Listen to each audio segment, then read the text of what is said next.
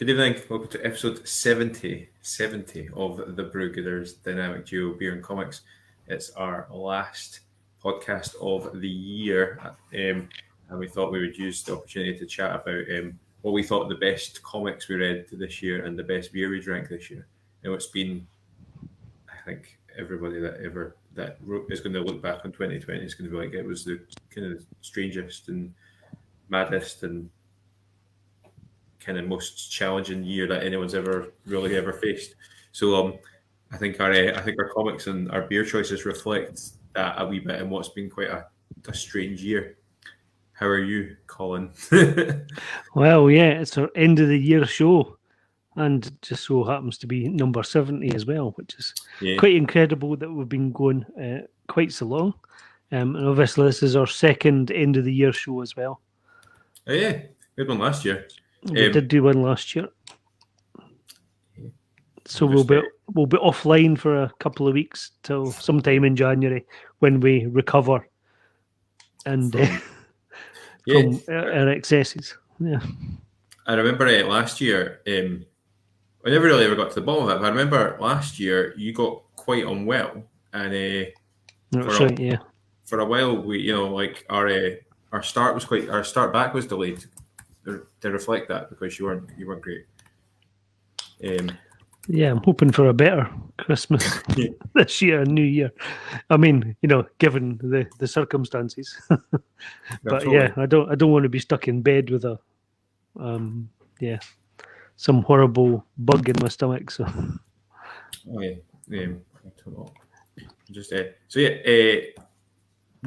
have as I said earlier, I think it's been quite an odd year. I was in the both the Caledonian Craft Beer Merchant, which is our local beer shop, and the Little Shop of Heroes today, which is our friendly local comic book shop, and that was kind of where the conversation kind of went to, particularly in the Little Shop of Heroes. We were chatting about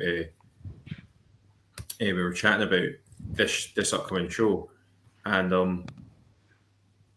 we're just kind of saying it's just strange. I was speaking to Albie, and Albie was like, what's going to be your comics of the year? And I was like, it's been totally odd, and obviously with a combination of lockdown, and then there's been some really odd things happening. And I remember when we had Albie and Louise on earlier in the year, we spent quite a lot of time talking about Diamond's distribution and how that was affecting the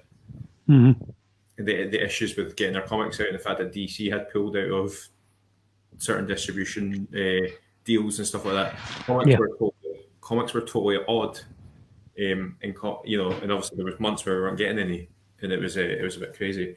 To the point that actually when Albie asked me what my comic of the year was, I couldn't work out if one of my favorite comics this year in 2019 or 2020 because of publication dates and stuff like that.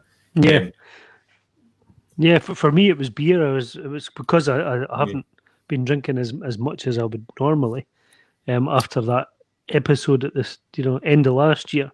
I haven't I've been fairly careful and cut down an awful lot, and quite sticking to things that I know as well, rather than going for exotic things. So I was going to say that. Yeah, it's going to be a little bit different. Yeah, I think my beer choices I found easier, and we talked about this very briefly last week. I found my beer options easier to do this year, but on reflection, they're quite strange. And actually, maybe we didn't really think about this last year, but two of my favorite beers were local, and I think that's reflective of the year we've had as well. So our local, because partly because we've been looking at supporting local businesses as well. So we've tended to buy stuff that have been, I know, sort of within a sort of 50-mile radius. So yeah, totally. Okay, that does kind of almost stretch to Glasgow and up to sort of Dundee, from where we live. But pretty much everything, not everything, but quite a lot of that I've had has been from that area. Yeah, totally. I think it's the same. Obviously a fan of local business. I've got friends that run local businesses. Obviously, my wife owns a local business, And obviously, as we've kind of progressed through the podcast, we've made friends with our sort of local brewers. So that's when lockdown happened, and I became I knew or personally knew people that were potentially going to take a big hit. I kind of spread out my spending a wee bit to reflect that. So guys like the guys up at Beath and the guys at Cool Brewing in particular, I was going directly to them to get a lot of my beer over lockdown. Mm-hmm. And then obviously Innerby, who's one of our favourite brewers, they essentially closed for quite a large portion of 2020. A considerable, like they were maybe I think it was about 3 or 4 months, but it was long enough that it was noticeable that all of a sudden Innerby just weren't around. Throughout this, we'd like folk to chat to us about their favourite beers and comics as well. So, a few people have chimed in already this week, and I'll find their messages. But I can see our wee eye in the corner that tells us how many folk are watching. It goes up and down all the time. So if you're watching and you can hear us, just even drop us a like, just so that we know folk are listening, and that would be absolutely incredible. And dropping any comments and stuff that you've liked and enjoyed. I think you messaged me last week and you said, "Are we going to go with this for beer of the year?" And actually, I probably would have said this because it was a beer that we both enjoyed. To the point that it was because of Innerby and the limited. I think it was supposed to be a limited edition beer. I think it's now become one of their mainstays because of its success.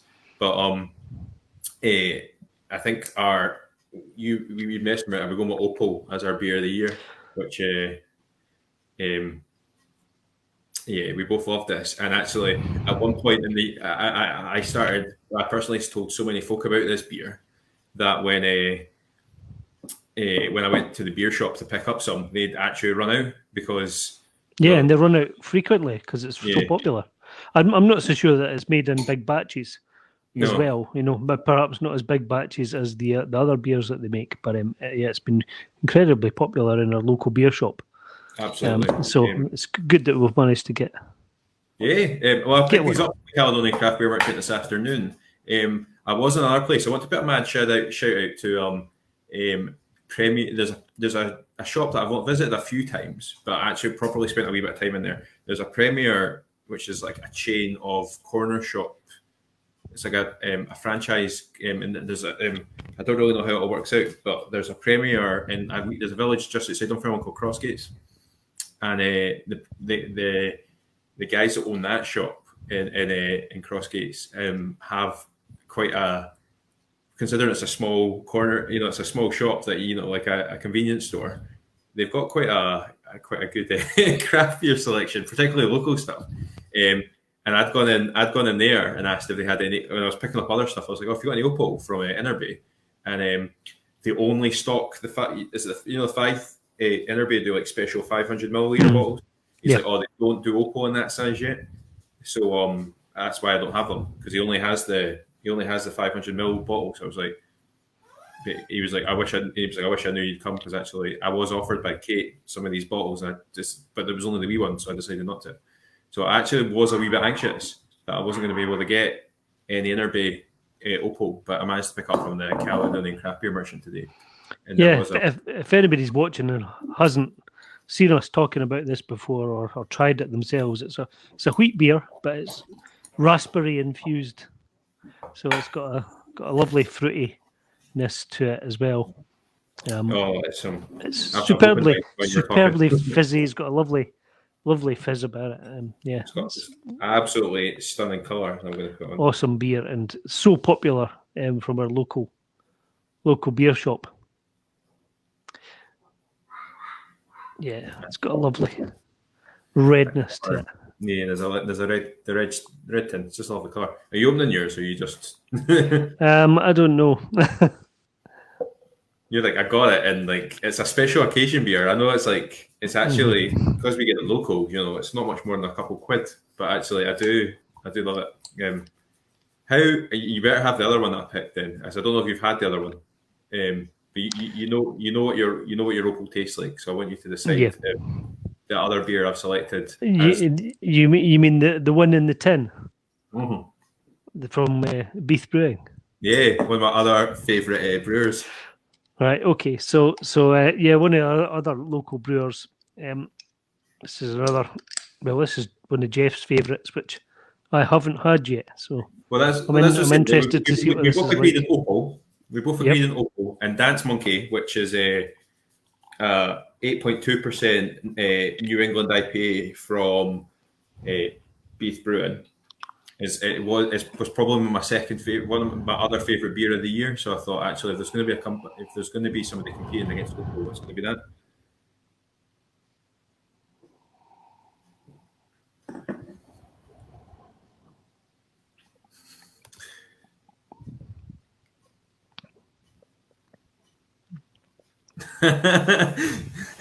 Colin's taking a sip and he's nodding with approval. Careful, Colin. It's 8.2. I know that's what I'm worried about. Thoughts, Colin? It's got a nice sweetness about it. The high alcohol content you notice but in the aftertaste more, I think. Yeah, I thought that. It's not massively so. I didn't think that when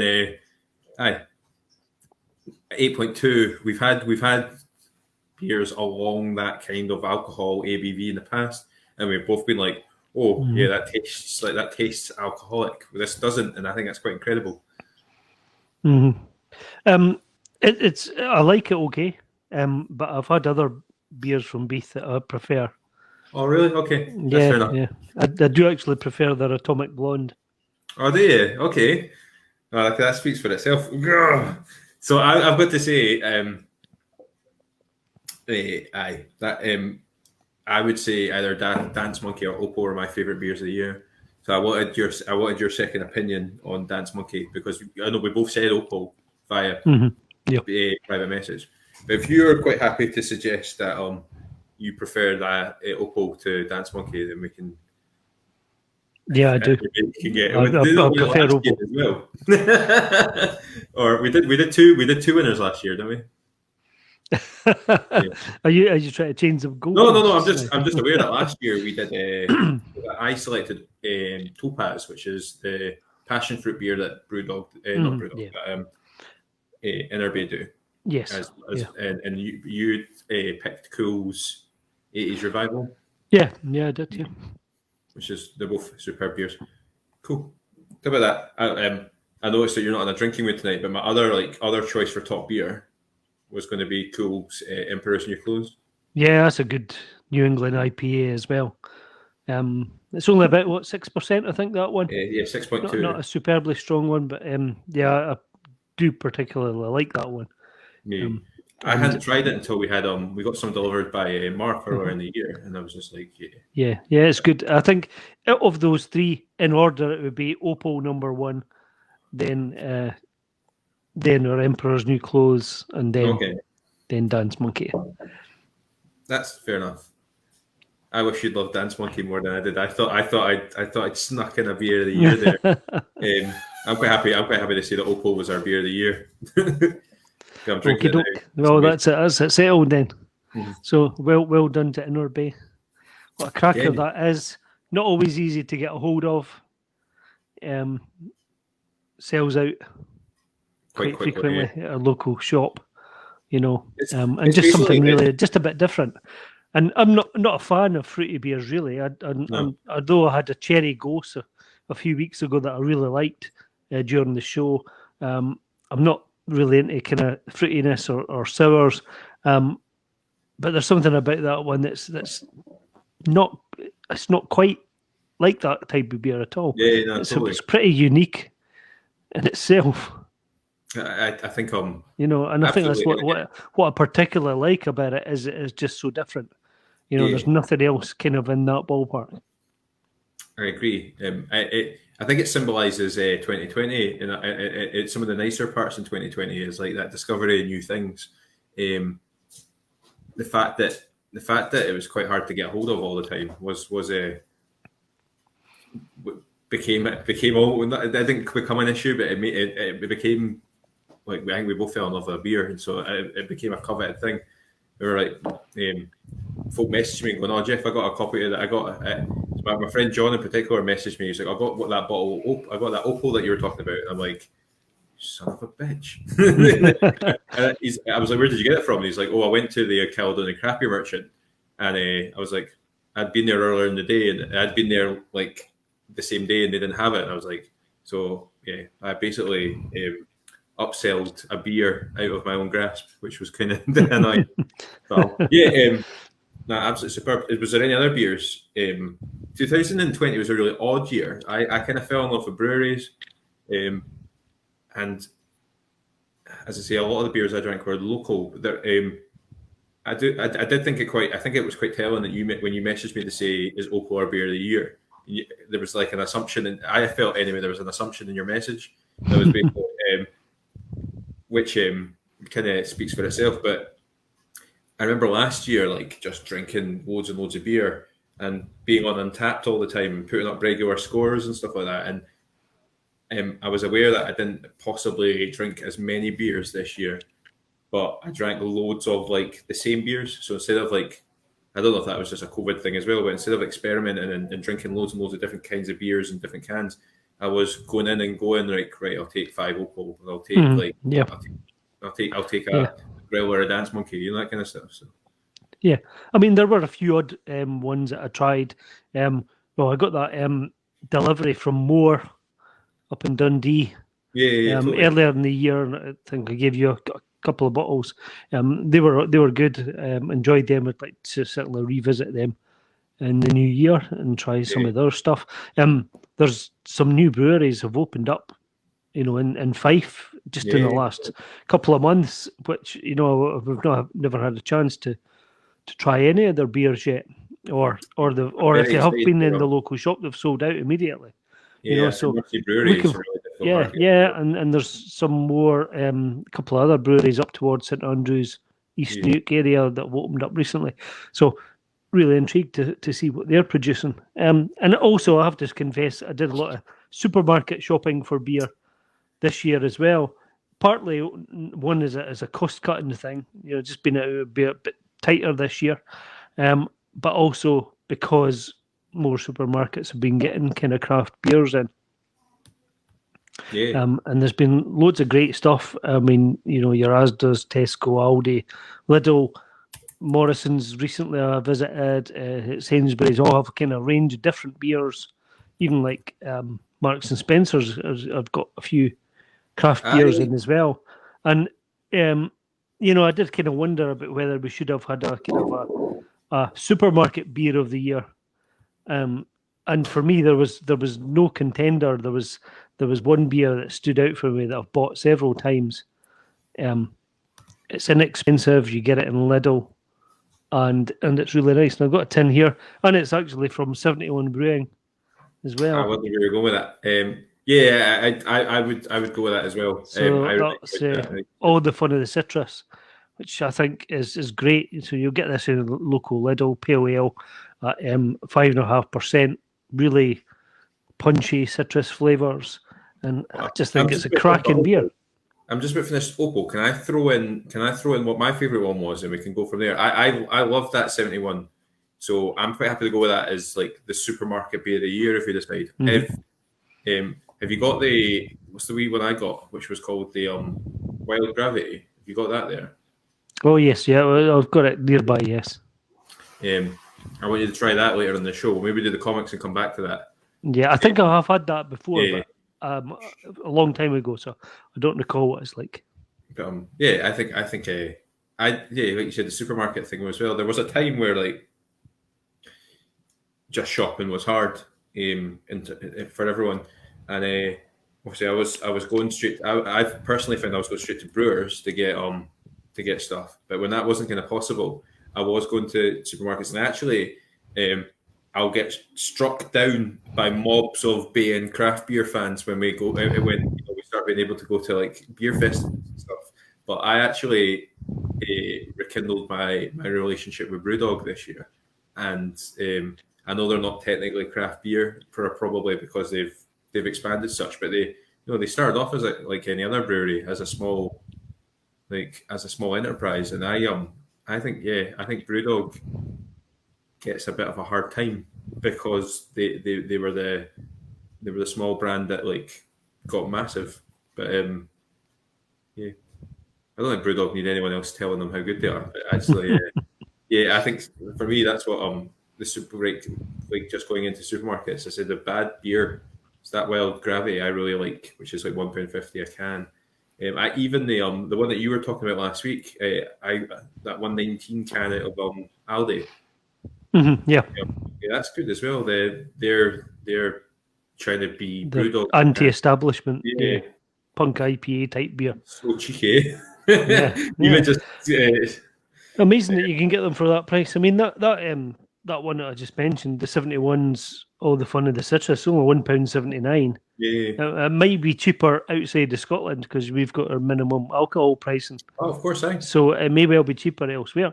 I mean that's incredible value for a really good, quality brewer, making good stuff. I've had a few beers from 71 in the past, all pretty good stuff. It's a place I'd like to go to. I'd like to go for a visit up to Dundee again once we're out of our kind of restrictions. If restrictions get dropped, and it'll be about this time next year we might be able to go somewhere. I know, because looking forward, I mean, we're probably not going to have beer festivals and we're not going to have Comic Cons next year either. Already I'm seeing local Comic Cons saying, we're scheduled for April next year, but, it's going to be 2022. So I don't think we're going to have any events again. So hopefully the travel restrictions and things maybe lift a little bit and we can go and visit, maybe a brewery or two. That would be good. I think that's going to be on the cards. Yeah, absolutely. We've had some nice nights in Edinburgh, just going over and visiting, like the Salthorse and and the BrewDog places over in Edinburgh and the Stockbridge Tap. Obviously, missing that. There was a load of stuff. 2020, like I was going to drag you along to that wrestling thing this year. The WrestleMania hosted by Over the Top Brewery, which was going to be incredible. I was really excited about that, and obviously we'd been invited along to judge the Kingdom of Fife Beer Awards this year, and that Beer Festival award and that got cancelled, and then obviously we were going to start sharing. We were going to have a couple of tables shared at comic conventions and stuff this year as well, which is kind of all got put in the back burner.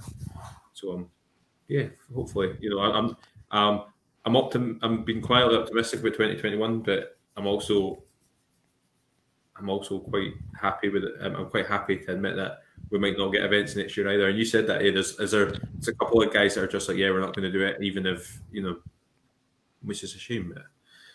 Because it's too big a gamble to book a place and organise your insurance and everything, and maybe not make all your money back. Even if you have to cancel, even if you have to cancel, you might not. Maybe there's a deposit you got to pay or for a venue or whatever.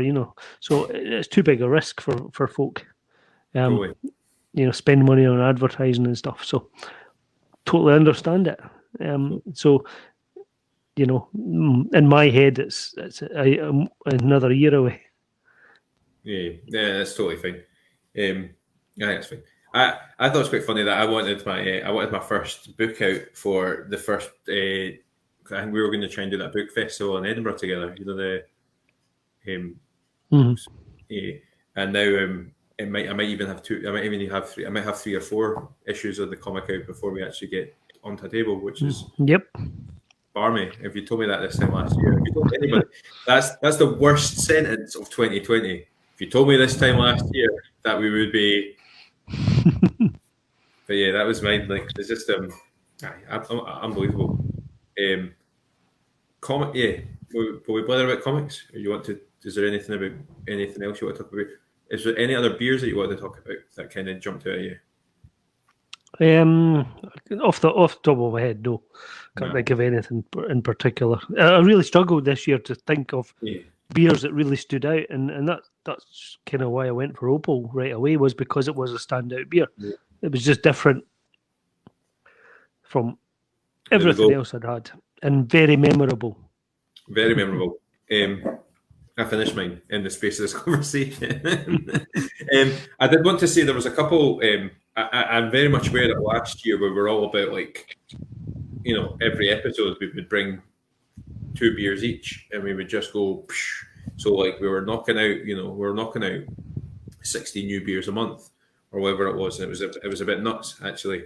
And that's not kind of happened this year. I did want to say I discovered Basqueland this year, which Basqueland Brewery, a really Oh yeah, they have some really kind of a wee bit like Tinny Rebel in that they play around with different flavors. Their cans are a bit bigger, and I think they're going for a slightly more premium price point, but a really really awesome brewery. And Pilot, based out of Leith, who have the best Twitter page of any brewery that I know. But they had a limited edition raspberry stout earlier in the year called The Sun Always Shines on Raspberry, which was another standard beer, which was one I was hoping to try and slip into the bag that I gave you earlier tonight, but I can't find it anywhere. And it wasn't until I started looking that I realised it was something that they kind of back the perils of craft brewing. Exactly. Small runs and you might never get it again. But it's like you say, like small breweries like Pilot and Inner Bay and even Cool and Beath, they will try new things, which amongst the fan base, it's a bit like they've got their cult followings, but they will imagine there's like Cool will always put out 80s Revival, and they'll always put out Source Code and stuff like that, because those are the ones that in Inner Bay will always fire out like they'll always do Topaz, because that's what's it. So, and then they'll try things, and unfortunately, as like craft beer fans, you pick up the new stuff because you're like yes, and then it's like you say, the perils of being that's the exciting part of it though, of craft beer, is that you discover something, you enjoy it, and then it's gone again, so you go out searching for something else. Totally. It is a wee bit annoying when you find something that's like probably the best thing you've ever drank, and it gets lost to time. There was one I had from Tempest last year that at the time was like my favourite thing I'd ever tasted, and I actually can't even remember the name of the beer anymore because it's been lost in the desert of insane names for breweries. There's really really odd names for beers out there. I'm opening the.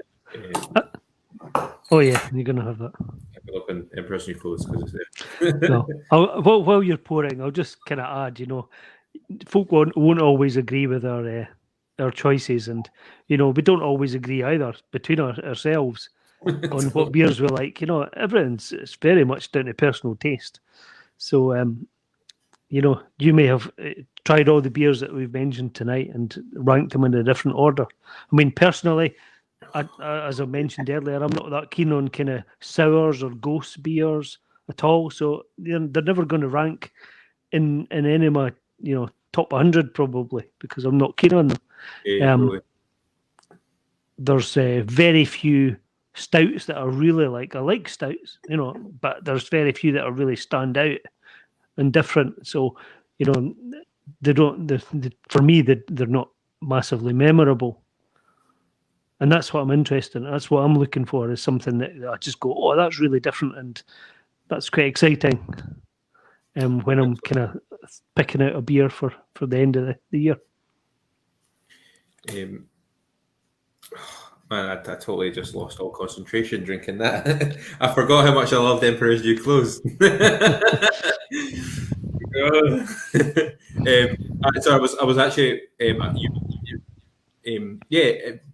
it's like everything else, isn't it? It's subjective. So you just and there's been it used to upset me, but not upset me. It's a bit of a strong word, but I used to get like a bit peeved when we first started doing this, and I'd had something and been like, oh, yes, and I don't know if you're the same, but I often drink stuff, and then one of the questions I ask myself as I'm trying something new is, I wonder what Colin thinks of this. So I'm like, and if I particularly like something, I'll go and buy another copy of it so I can give to you. Because I'm like, I'll try that. That was pretty cool. And every so often, I'll give you something that I think's like the absolute business. It's blown me away, and you're like, sorry, or I preferred the last one you gave me, or something like that. But yeah, it's subjective. It's great. That I love New England IPAs. Yeah, so do I. I think they're a particularly good type of beer, very popular at the moment. I would probably also probably the biggest kind of growth area in types of beer. I want to say that I around at like the New moment. England IPAs, and I like them to be more than 5%. If you were to buy, if you were in, I've said similar things to my wife, and she's like, I have no idea what beer to drink you, and I'm like, hi. If you stick to New England IPAs over 5%, I'm very unlikely not to enjoy them. Tiny Rebel, who are like one of my favorite breweries, they've got they brought out a New England IPA earlier this year called Electric Boogaloo. It was only like 3.3% or 3.9. It was low. It was less than 5%, and I didn't enjoy it. And it was okay, but I was like, oh, I don't know. Maybe the alcohol content just puts in just a wee bit more into the taste for that specific beer. Yeah, cool brewing rule. I love brewing. Yeah, Pilot of Bastards. That was it. I thought a couple of breweries that I really liked. I wanted to mention because they were great. But yeah, every craft beer lover in the world probably says this, but I feel really lucky about where I live with regards to particularly things like Cool. Obviously, I count Mark as one of my friends, and he's the brewer at Cool. So when I'm drinking something that I really really enjoy, I'm like, my pal made that. that's really cool. Mark Duncan's it's a quality. He's been on the show a couple of times. It's a quality dude. And he's also just a really good brewer. We'll chat about comics. How did you think comics in 2020? That was a total. Yeah, well, obviously there was that whole period where there weren't comics for a while, and shops were shut, so it wasn't easy to get. Yeah. So my comic reading changed quite a bit. So I started reading what I could get, and what I could get was from the newsagent, so I could get 2000 AD. Yeah. So I started reading that for a wee while, but I did fall out of love with it again. Towards after about 10 issues or something, I wasn't that bothered about it. And I think probably by that time, shops had started to open, so I was be able to get other things. Yeah. Which were more interesting to me. But I did read a range of different things because I was, there was some sales on, some shops were having sales and things, and so I was buying odd things just because they were around. Also, did manage to get to a couple of charity shops which had incredible amounts of comics at the time for some reason. Picked up a few books. So I was reading a lot of different stuff from what I normally would.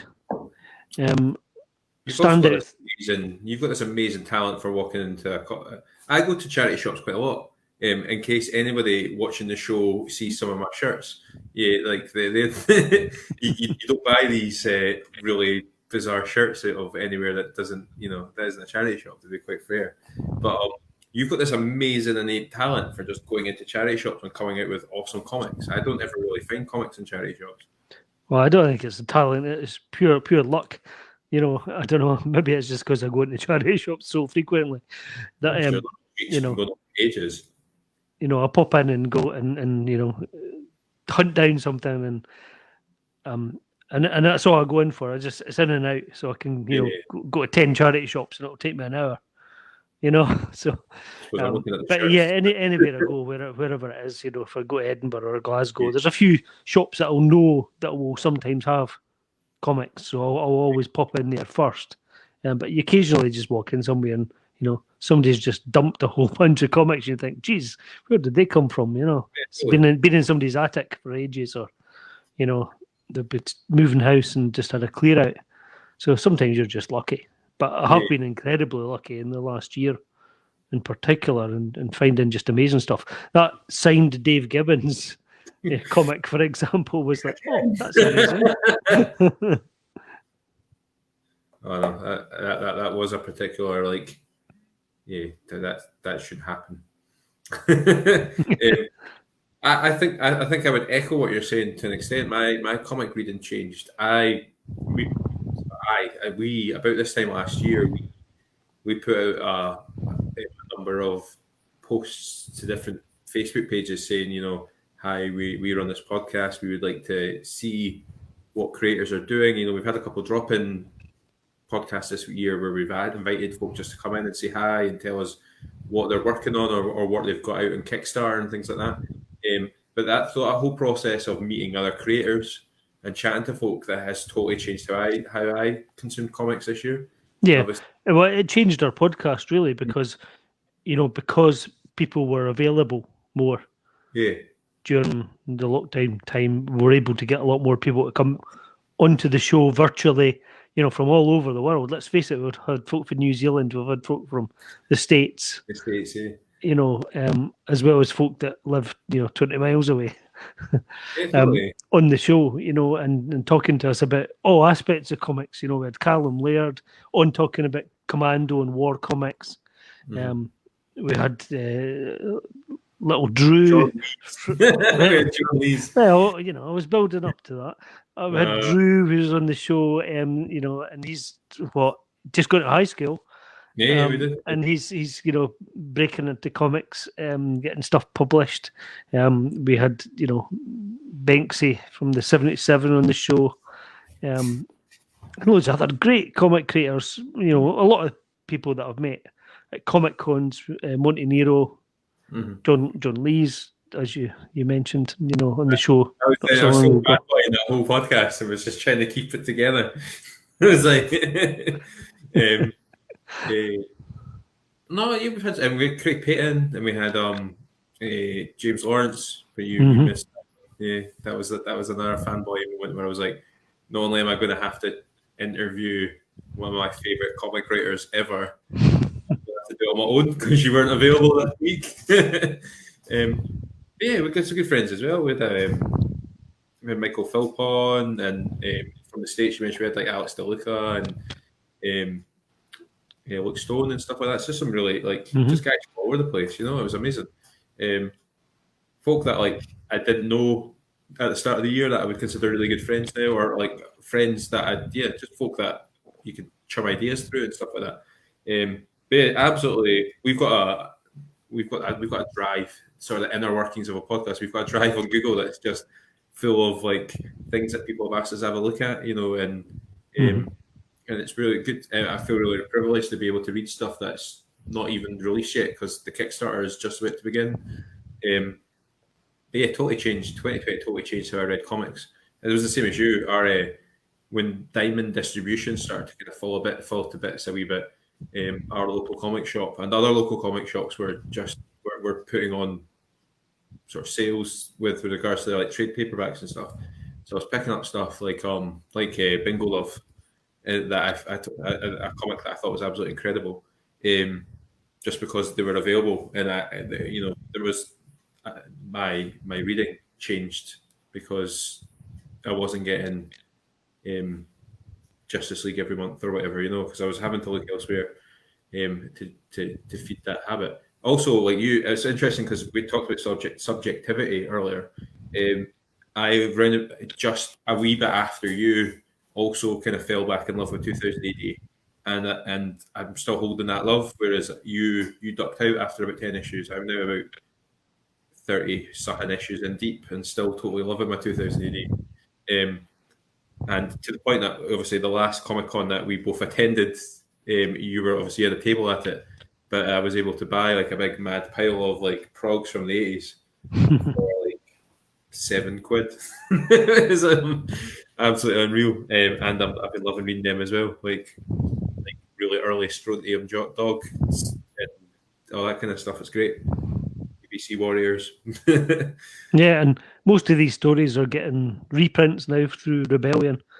They're bringing out all these kind of stories from yesteryear, from 2000 AD, are getting reprints at the moment, which is quite exciting. If you missed out on those, or you particularly like a story, here's a great way to collect the whole collected edition. The collected, yeah, absolutely. Well, don't get me wrong. I love the fact that and I will get more as soon as they have another Comic-Con where they've got guys with boxes. I might even just buy the whole long box. Give the guy 20, 30 quid or whatever he would be asking for, just a full long box of 2000 AD prog. Because there is something I'm really proud to say I own some really early stories. Like one of the ones that I sought out was I've got an ABC Warrior story that's from like 1983. And I'm totally proud to have it. It's not even one of the better ABC Warrior stories. It's like one of the rubbish ones. But it was enough to say I've got like that. But they are falling apart. And as much as I like looking at my old 2000 ADs, I'm afraid that if I give them too much love, they'll fall to bits because they're like old newspaper paper. Yeah, totally. Yeah, some of the old Commandos that I've got from the 60s and 70s that are like, the cover's falling off, and I don't know, something's nibbled them. Something. Yeah, so totally different year for comic. I remember last year it was just whatever was in my drawer at the comic shop, plus whatever I picked up either from you or Comic House or from bookshops. But this year, totally was looking at, and as a result, discovered some really interesting stories that I probably would have picked up otherwise. What were your highlights that you read this year? Highlights, well, definitely Hotel by John Lees was a highlight. As a kind of horror series, that was great. Really, really, I was looking forward to that one coming out. Given that we loved Sync so much, it's different from Sync. I think Sync was particularly good for the home market, for Scottish-based market. Although it's popular elsewhere, I think Hotel, being set in America, probably has a bigger audience. Yeah, totally. So that was definitely a highlight for me.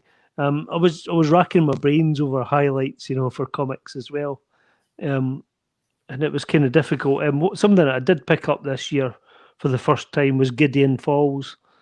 I've been collecting the volumes of that. I mean, that's been going for a couple of years now. And Gideon Falls, again, another kind of horror, time travel kind of series, has been really good. And I think that it's due to end soon.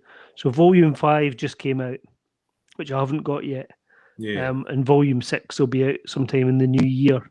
And that'll be the end of that series. And that's been incredible. So that was a highlight. That was I think a lockdown find that I got number one just kind of at the start of lockdown and thought this is really good, and then just kind of got the rest, and I'm just waiting to get the last couple. So that was a great find. Loads of people have reviewed that before and said it's great. So not just me talking. But it kind of speaks for it. Yeah. I remember you enjoying both of them. I think there's been some loads of highlights. There's a series that you lent me that I can't even remember what it's called, and you're gonna give me a row because obviously if it struck a chord with me, I probably it's called. Is it the Dollhouse Family? Is that what it's called? Oh yeah, of course. I'm totally forgetting about the Joe Hill comics. Yeah. So they say it speaks for itself when you're excited for the next edition of something that come out, you struck the chord with that. I love the Dollhouse Family, and I was really glad that it is the Dollhouse Family. I'm not miscalling it. Yeah, that's right. Yeah, you gave me that all in a oneer, and the same with Hotel. You gave me that as a in its collection, which I really appreciated. And Love and Plunge, which is the other, which is one of the series that Joe. Yeah, I read the first one of that, and I'm looking forward to seeing the rest. I think it's on issue 6 now. I thought I gave it all to you. I've got several here. Yeah, you need to give them back, man. I'm joking. I thought Plunge was really good. I mentioned Alex DeLuca. One of my early highlights of the year was his Dragon Whisperer series, which I was again. I'm really proud to own a copy of that. Alex himself sent that out to us. Proud that we've got a copy of that, but I've read the whole trade paperback because he sent it to us, and it's absolutely fabulous. Just a really quite a complicated, but really a really complicated and thought-provoking series. But I think you were talking about something a couple of weeks ago about when something's set up and you believe the world it's set in. I think Alex did a really amazing job considering he wrote the whole thing on his own. He did a really good job. I love 2000 AD this year. That was kind of like that was one of my unexpected highlights in 2020 was how much I would totally fall back in love with 2000 AD, and then as a byproduct to that, just dive in. You know, we did our anthology episode last week. The Shift was great. I'm really excited to get the second edition of Shift from my local news agent, but also the 77. Just feeling like, you know, getting to meet Banksy on, like, when we interviewed Banksy, it was issue 1 had just come out. So being able to be kind of there during his initial excitement, you know, obviously it's now what issue 4 is about to come out, and probably more like a job now for Banksy rather than anything else. But although just last week he said that we should get the whole 77 team on.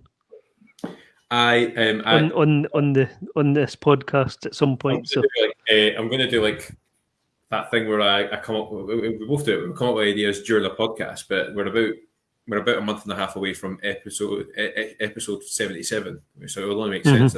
We'll try and do that. And the 77 guys are also doing other books. So they've got Blazer coming out. That'll be on Kickstarter really soon. Yeah. So that's all Steve McManus stories drawn by a whole bunch of different artists. So, you know, that might be one to try and get a few of the people, maybe get Steve himself on the show. Yeah, that would be so cool. So we'll make it happen. Yeah, that would be really and they've also just said that they're bringing out like a horror annual sometime next year called Chiller. And I think they're planning to run a script writing competition for that. So you know, these are all exciting things that are happening from the 77. They're expanding, you know, beyond their kind of periodical. So yeah, cool. I'm sure we'll get a few of the creators there on the show in the future. There's a few other folk that I haven't asked this year who probably should be on the show, and I will get them, you know, soon, particularly if they've got a new book coming. Yeah. You know, I mean, that's mainly why I've asked some people on the show this year, was because they had books coming out. So, you know, we had Monty Nero, his Frenemies, we had Johnny Cannon with the United, and all the other creators that we had. Most of them had Kickstarters, you know, coming. And Andrew Everett, Jason Everett. Rob Jones with Helen Stalingrad. Who else did we have? We had Fraser Campbell with his Alex Automatic. We had the guys behind. We've had so many folk. We had they had that really awesome drop-in session episodes where we had just guys coming in and chatting to us about stuff that was coming in. And we had Alan, the Penguin. Yeah, the Penguin. And then also we had like Andrew McGee, Kingdom Comics, and absolutely, our local, you know, comic book owners and stuff, comic shop owners. So yeah, it was quite a year for us, different, but because of the situation. I was like, there's somebody else that like it was a particularly big episode. We had Dave Cook in, talking to us about. We had Dave. We had Dave. I think he'd probably give us a row if we didn't mention it. I was here. Yeah, and the thing is, he's actually one of the comic creators who lives the closest to us. You know, he's literally about, like 8 miles away from us. Dave said, "Oh, like the minute we can, because they've got Stuart Brown have got a tap room." That's right. Yeah. So he said that, and then obviously. we were going to head it to the tap room with Dave at some point, but fell through because of reasons. And now he's untouchable because he's writing novels and shit. Yeah, well, he's got his tabletop book. Yeah. You know, his kind of coffee table gaming book coming out. It's all about beat 'em up games, and I think he's got another one in the pipeline as well. I think top-down shooters or something that he's thinking about. So we'll be looking out for his his books, because that's what Dave did before. Was he was a journalist doing reviews for video games for some of the big video game websites. So before he got into comics, so going back to his first love.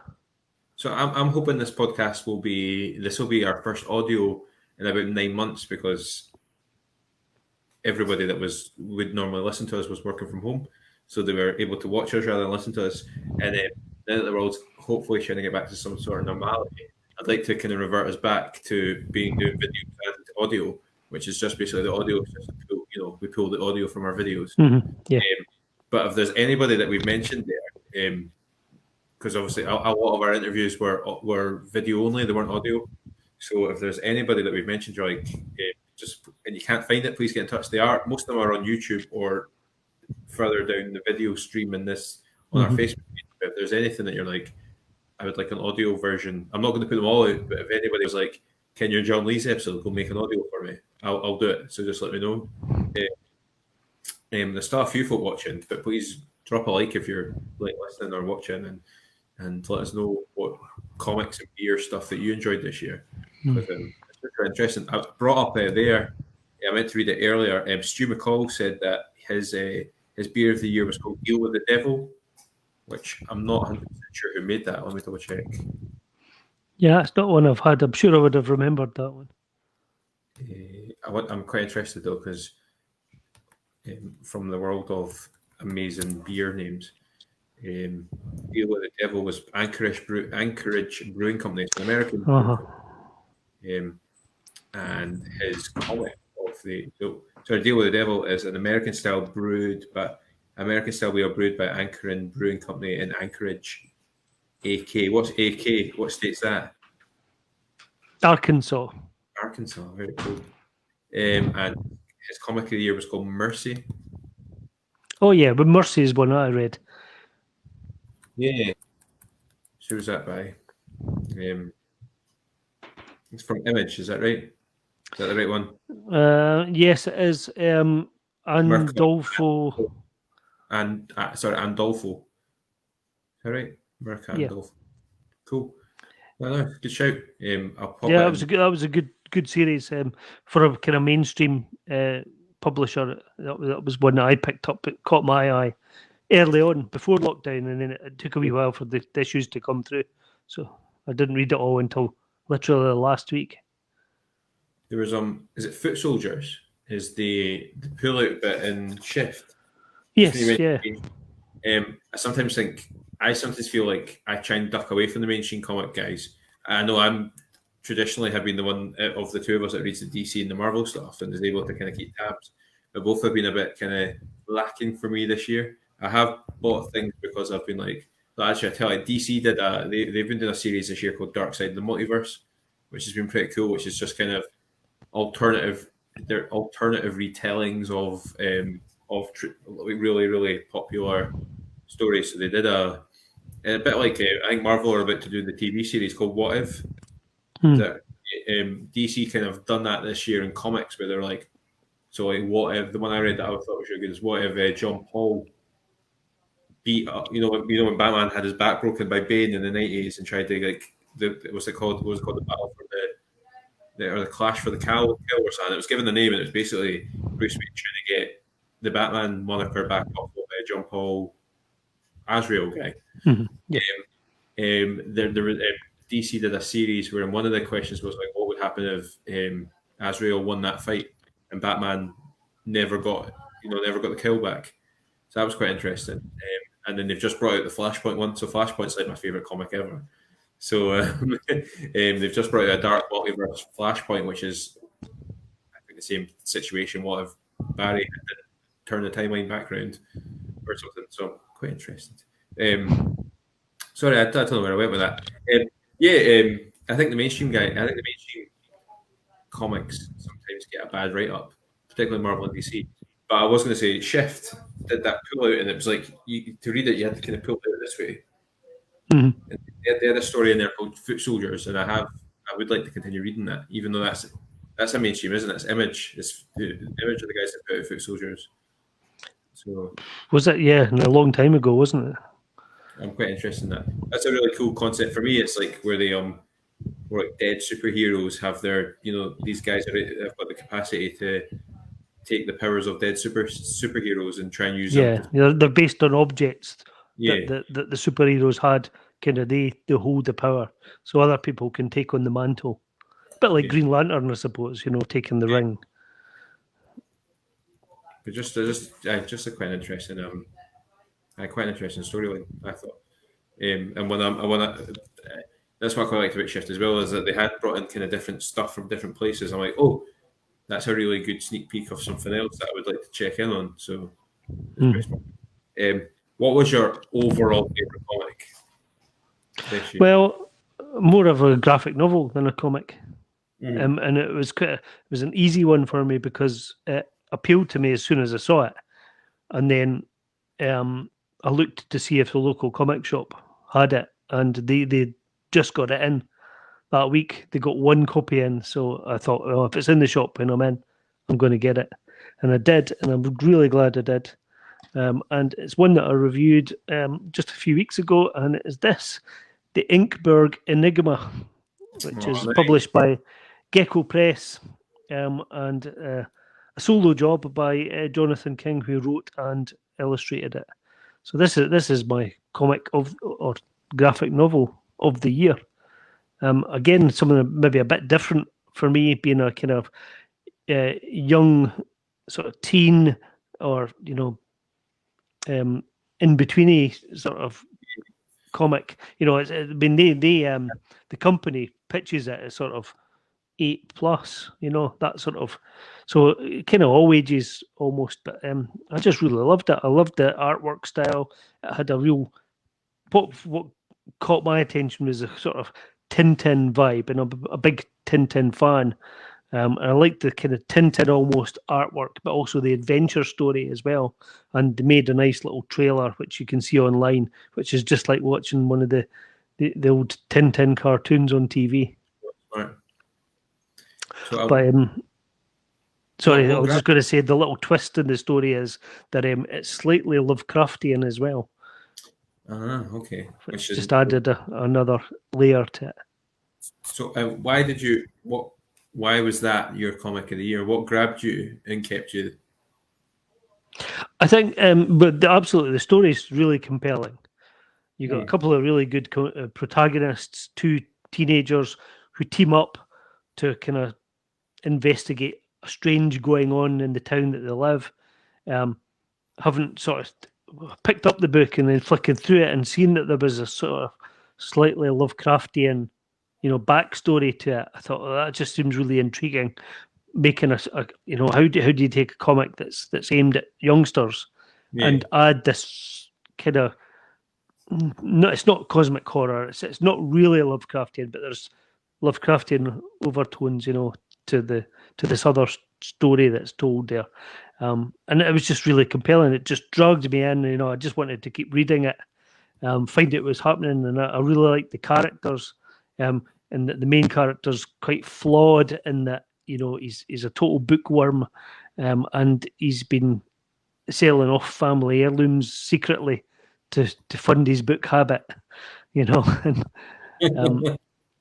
and I just kind of liked that about him. He was quite a charming kind of loner, but then suddenly teams up with this other person who again has an obsession with taking photographs, and then they're put in this situation, this jeopardy that they've kind of got to get themselves out of. Yeah, loads of lovely elements. A great mystery story. Yeah. Loads of fun. That's amazing, man. That's really cool. I remember you when you start talking about that. I haven't felt you've been totally excited about comics for a while, and that was one that during your review you were bouncing about, and that was nice to see. That's cool. Gecko Press, you said, so you can get that. Gecko Press, yeah. I noticed. I had a Google when you messaged me earlier, and you said, "Oh, you can get it on Amazon and stuff like that as well." I noticed there's 4 folk watching at the moment, which is amazing. Because we've been talking for about an hour now. So say hi, just say hi because it's pretty cool know that folk are listening. Oh, okay. I'll say hi to them. Hi. So what struck you this year, comics wise? Was it your usual Marvel or DC stuff, or did you something else? It wasn't. Grab your attention.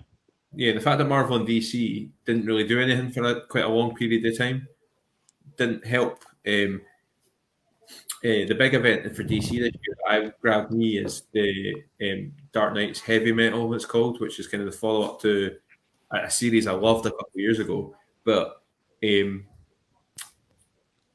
fell in love with indie comics, and I fell in love with like creator-owned stuff, and as a result, I've been piling up these DC comics and not really reading them. There's two comics that properly grabbed me. I did have a standard comic that totally blew me away this year. I have already mentioned Bingo Love, but I was told by Albie that came out late last year, and it just took me too long to find it. So Bingo Love is an amazing story, but it's not. It falls out the category for being a 2019 release. Creator-owned wise, I wanted to point out the Hordes of Surrey was a comic that I really enjoyed. I grabbed that off Kickstarter. It was created by Dave Wimblett. It was a Kickstarter that I picked up in about July, August time, and it's just about treasure hunting. And that one interested me as well. I saw it on Kickstarter as well, but then found out that you'd backed it, and I was quite intrigued by it.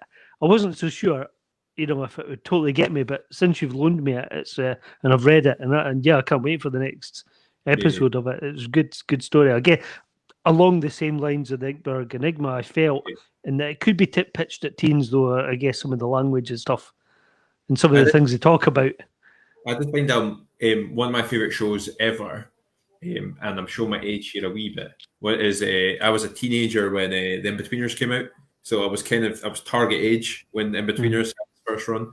It's dated now, and I actually cringe. I've watched a few episodes recently and cringe, but at the time it was totally on point, and dialogue wise, it totally tapped into the fact that teenage boys are really even pals are really horrible to each other, but it's part of friendship.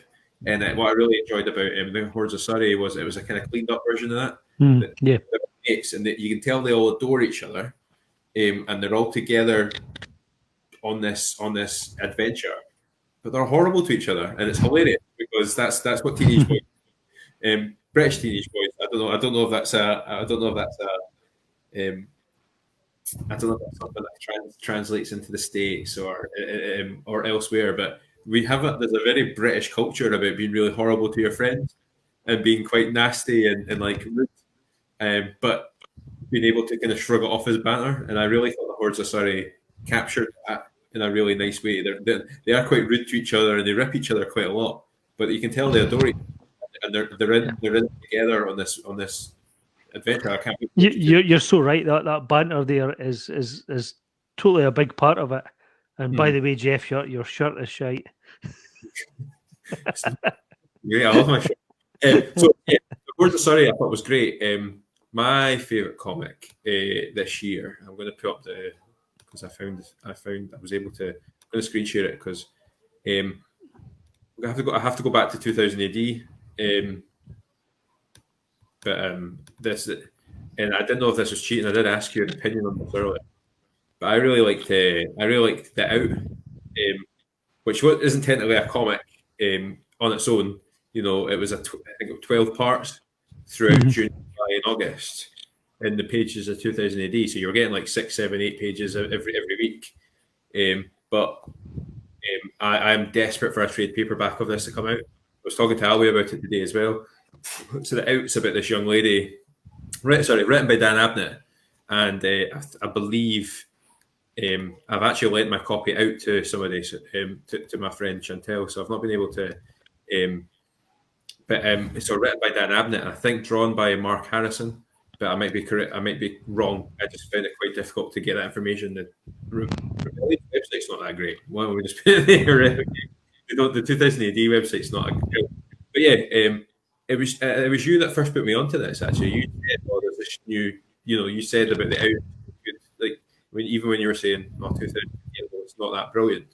Yeah, it was the one story that I felt was really strong and intrigued me the most. I think for me, all this, the art's stunning. The art's just great, and it really encapsulates what's going on. So it's about it's about this girl Sid who I think she's kind of like mid to late 40s.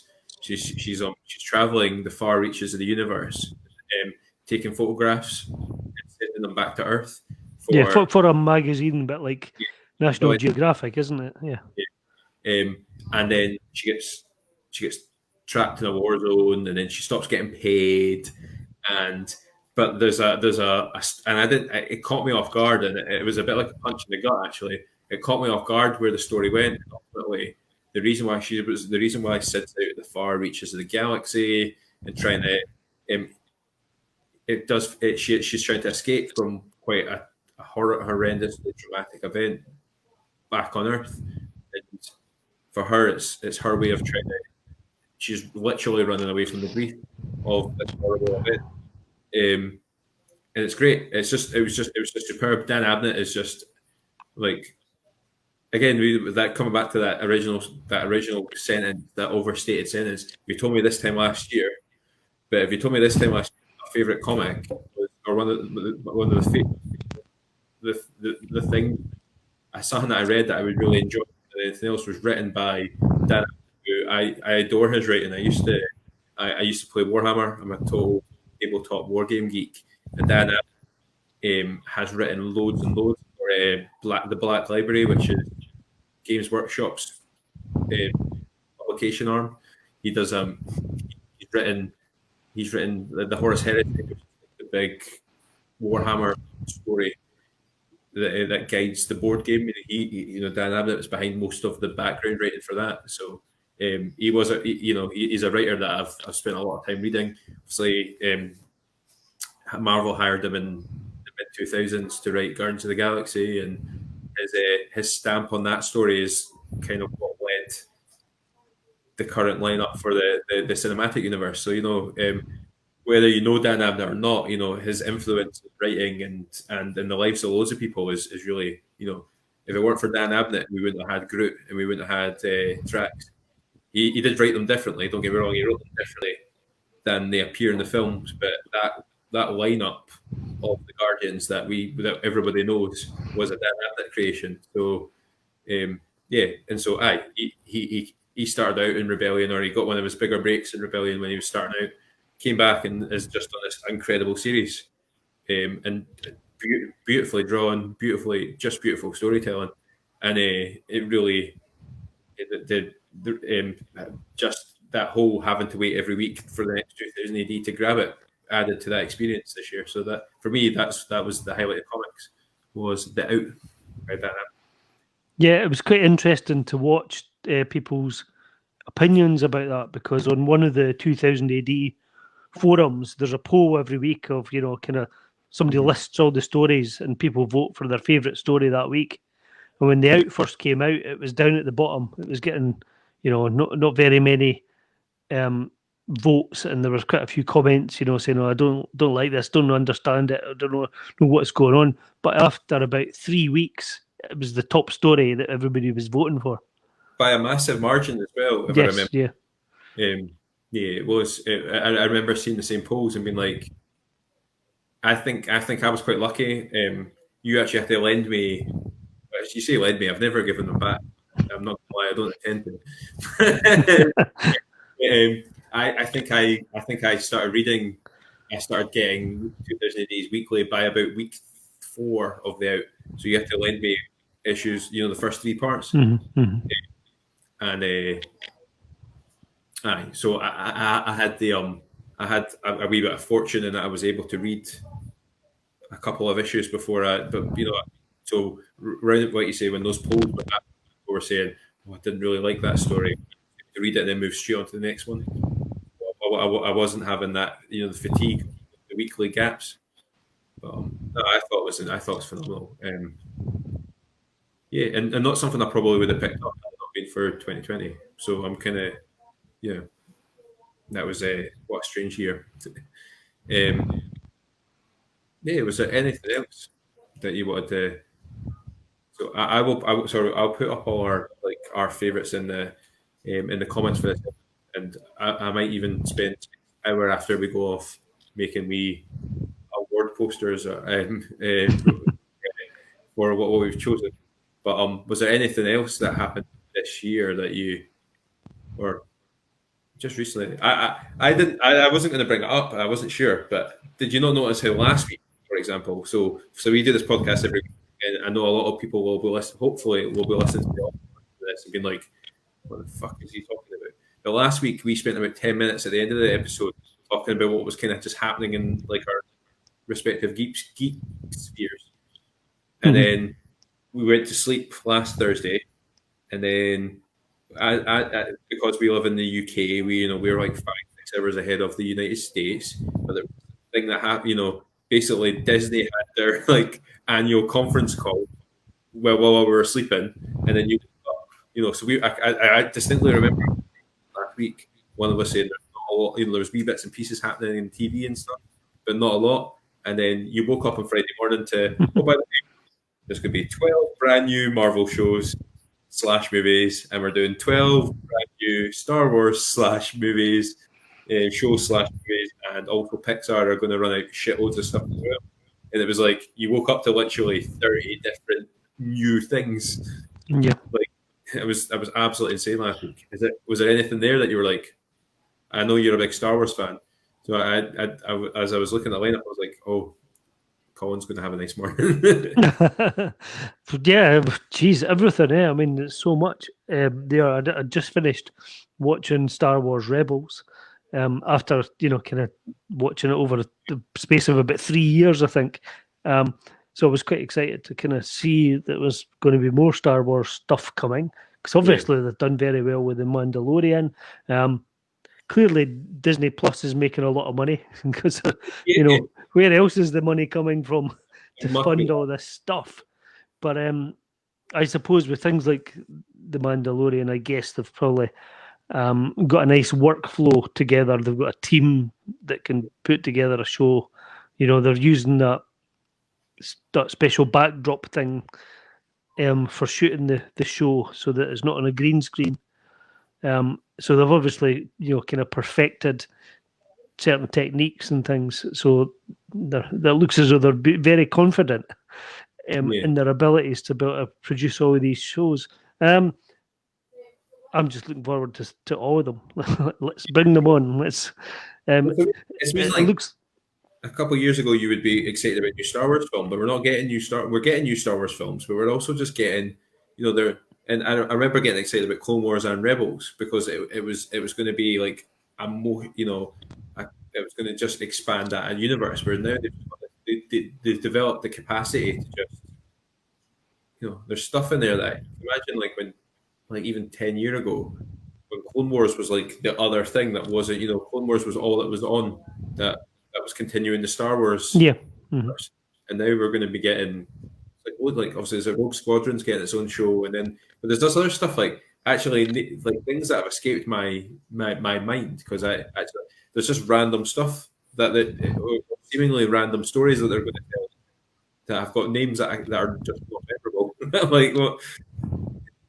Yeah, and I'm slightly worried for the comics industry though, because what the comics, particularly Star Wars comics, were doing in recent years was picking up on bits of stories that needed to be told, like Han Solo being a cadet. What about who was Lando before Empire Strikes Back? Who was Kanan Jarrus? When he was actual Jedi Padawan and things. And now it seems that Disney's invested in making TV shows about some of these characters and filling in the gaps between the movies and things. And I'm thinking, is that at the expense of the comics? Is there going to be any more comics? Because I really liked a lot of those comics. Some of them I thought would be total nonsense or rubbish, but they were great. Lando, I thought, oh God, it's never going to be a good comic book, but I picked it up, on a spur of a moment, and I really loved it, and I thought it was great. It was a really touching story, and it really wasn't what I expected at all.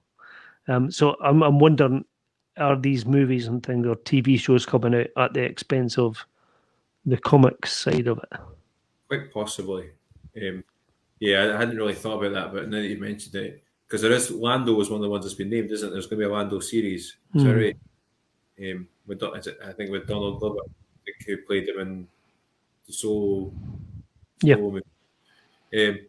Yeah, I thought. Yeah, I kind of thought about that. I didn't necessarily think about that. Sorry, but I thought about the diminishing returns thing. So Mandalorian is great, and I'm happy to say that I've now successfully completed season 1, and I will be starting 2 this weekend. But the Mandalorian is great, and I thought this more about the Marvel series and the Star Wars series, because the first series that Marvel are going to bring its WandaVision, and I'm wondering if there's diminishing returns. Like WandaVision will probably do quite well. Loki will do really well because it's Tom Hiddleston and everybody loves Loki. But then after that, you're starting. Will She-Hulk do as well? Well, and then I noticed they mentioned is it Ironheart they're doing, and Miss Marvel. Well, they do quite well because they're quite, I don't know, they're quite low level. So it's not it's Ironheart that's going to be in it. It's called Armor Wars, I think. It's going to be a series. Yeah, I don't know. I think Ms. Marvel, Kamala Khan, could be popular. I mean, it was a massively popular breakout comic, which brought a whole new set of readers to Marvel. So I think there's a good chance that the TV show will be one. For me, I thought that was probably the hottest one out of the lot. I know she's gonna be brought in via. They're going to introduce her via Captain Marvel 2, the movie, which will do it justice. I think instead of because I think back to DC TV, whenever they want to introduce a new series, they'll do a 2-parter in one of the other series. So before they did the Flash, they brought Barry into a 2-parter in Arrow, for example. Whereas actually Kamala Khan being a main character in Captain Marvel 2, which is potentially $1 billion movie before she gets her own TV series, is and it's just gonna be interesting. I think put your hands. I have no idea. I feel like we're about to enter a new phase of how we take in media, but I hadn't really thought about the impact on the comics universe, because actually, if you can get this stuff by spending £6 a month on an app, are you going to go to the comic store to keep getting the Boba Fett spin-off comic? Yeah, that's interesting. That's a question. That's a question. That was a good.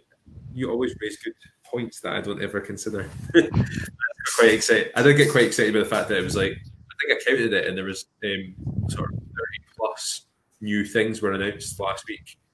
Between going through so there was all the Star Wars stuff, there was all the Marvel stuff, and then there was just Disney stuff as well. So Pixar, and Disney Channel, and Chris Evans, Captain America, he's going to be the voice of Buzz Lightyear in the Buzz Lightyear movie.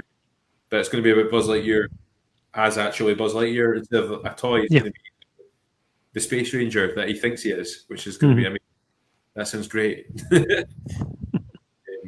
Just stuff like that. I'm oh, that's quite exciting. And Disney Plus is great. I didn't realise. I'm really looking forward to Wonder Woman 84 over here. I think we should be able to stream it from. I think we get it on Christmas Day. I don't know if we're going to be able to stream it, because you can currently stream it in the United States already. I don't know if I don't think you can stream over here. I've not checked, but I didn't realize the bad guy in that is the Mandalorian. Pedro, is it Pedro Pascal? Yeah, it is. Looking very different. Yeah. I did read a review. I want to see Wonder Woman 1984. Obviously, that's been put back twice because of COVID. It was going to be out in, I think, May, and then it got moved to October, and now it's coming out in Christmas. But I feel really bad for them. Obviously, they're a multi-billion-dollar company, Warner Brothers, but I think that had the potential to do really big money and really do a really good thing for the DC cinematic universe. But because it's not going to be nearly as impactful as it was. And one of the reviews I read, which I thought was quite interesting, was it feels like even though it's a film set in 1984, that the themes and crisis are very much based on. I'm not saying like these aren't issues anymore, but this time last year we were, it was all about, it was climate change was the big issue, and what's it, Pedro Pascal, the Mandalorian, Mando's antagonist character in Wonder Woman he's an industrialist oil tycoon, which is very much without saying it's not a problem anymore, because obviously it is, but that feels like a very 2009 problem, climate change and whereas now it's I can't remember. I read the review. I think it was like Wired.com. Review places are available. I just I was reading that. I was like, that's interesting. That, but just because of COVID, this film will feel quite dated, even though it's it's only a year old or whatever. It's just been delayed. But 2020's been weird. 2021 is going to be weird for the majority as well. Not much is going to change. Let's face it. It's not a Thanos snap on the 1st of January, suddenly everything's going to be different. It's not going to be that. We're going to still be doing our podcast this way virtually. We're not going to be going to beer festivals or comic cons. There are probably issues on the horizon, particularly in the UK, when it comes to importing comic books from abroad. So, it's exciting times, interesting times. Fucking hell. I had an idea that I want to try and do, like, so first week of January last year, like this year, 3rd of January 2020, we had our second pub crawl. I think it was our second one earlier this year. So our second or first. We'd done 2 pub crawls underneath the podcast that Elvin Dunfermline could come out with us. Try to do one online, like an online thingy, because we spent quite a lot of this year just holding up beer bottles to each other and then drinking them. It'd be quite cool if we could like give listeners a list and say like, go and just get in touch with us and maybe just do like a big Zoom call or something. Yeah, totally. We should do that. I'm sure we could probably get one or more of the comic shop owners to join in that day. Stu McCall, who watches the show and from time to time, and bump into him occasionally at the comic shop. I'm sure he'd be up for that. Yeah, really cool. He enjoys the beer and loves his comics. Oh, I know Odin James and that would want to join us as well and stuff like that. We've got lots of folk that chime in and chat to us quite a lot. That would be quite good. Thank you for being put up with me for another year, Colin. Quite annoying. Do you have anything else you want to blare about? No. Well, everyone enjoy their Christmas to the best of their abilities. Yeah, absolutely. Enjoy it as best you can, given the circumstances. Hope 2021 is better for everybody. Here's to more beer and comics in the coming year. And cheers. Cheers.